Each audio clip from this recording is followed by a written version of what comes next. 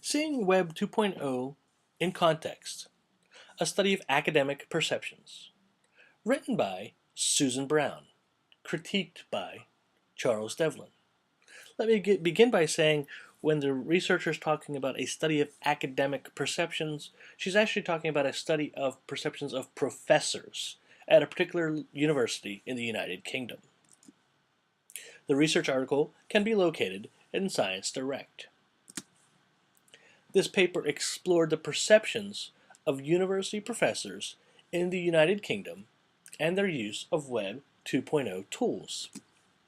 The university had recently implemented an e-learning strategy which required all professors to have a web presence for each of their teaching modules. Participants were asked to complete a digital questionnaire and participate in an interview with the researcher. The interview allowed for a more in-depth exploration of the professor's perceptions. She noticed some different influences on their perceptions. The disciplines taught, exposure to and use of different Web 2.0 tools for different purposes, perhaps influences from superiors, or influences from either students or colleagues. As the researcher was collecting her surveys, she broke the candidates down into stages. Stage 1, 11 individuals, or 15%, were participants who knew about Web 2.0 tools but never used them.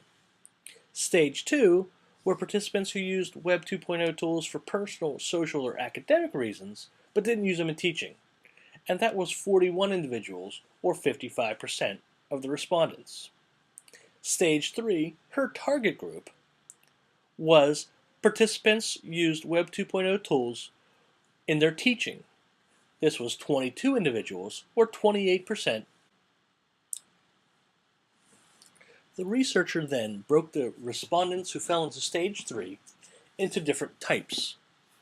51% were Type 1, seeing the potential of Web 2.0 tools to promote active student participation.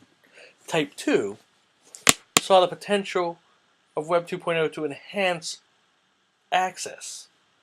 And Type 3 saw no potential for Web 2.0 in their teaching content.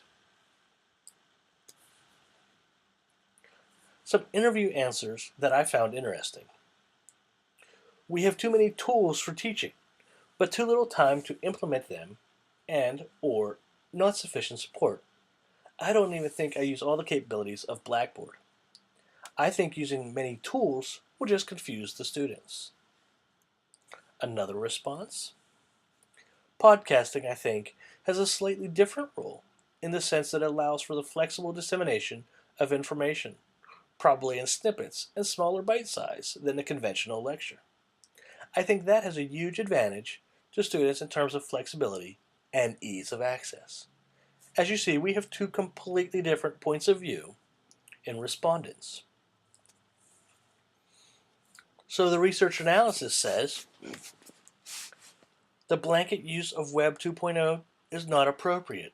There are too many professors who don't think it applies in their content, so that's a battle she needs to fight another day. Web 2.0 is useful in promoting student-centered learning. There is a great deal of discussion within this research article about the use of wiki in education. Finally, she states that the ongoing experimentation with and deeper discussion of Web 2.0 is the best way to get a better understanding of its potential. My analysis. At first, I really liked how the researcher broke the participants down into stages based on their use of Web 2.0 tools. However, I became confused as she broke those participants down into types. The sample size felt small. She only had 97 respondents out of 4,250. Going back to sample size, 97 respondents out of 4,250. She then rejected 23 for incomplete data. She then rejected 11 for not using Web 2.0 tools at all. She then rejected 41 for not using Web 2.0 tools in their teaching.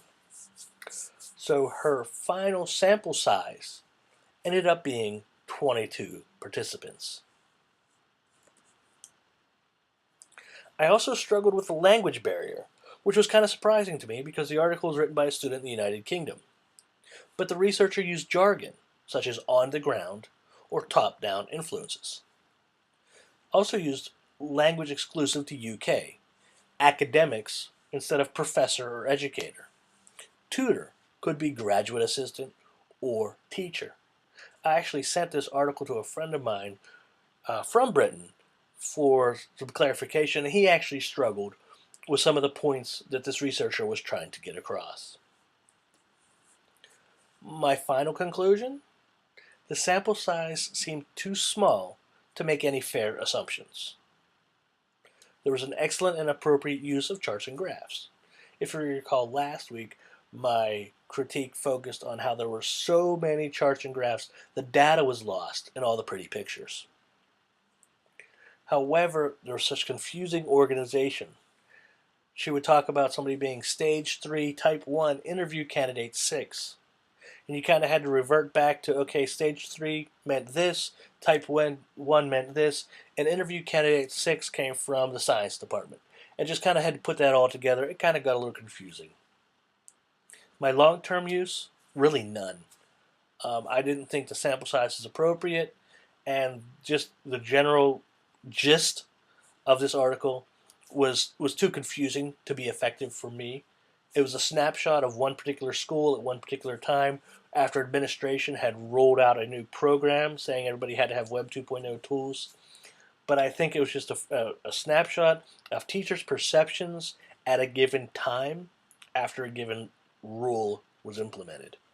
I don't anticipate using this article in the future.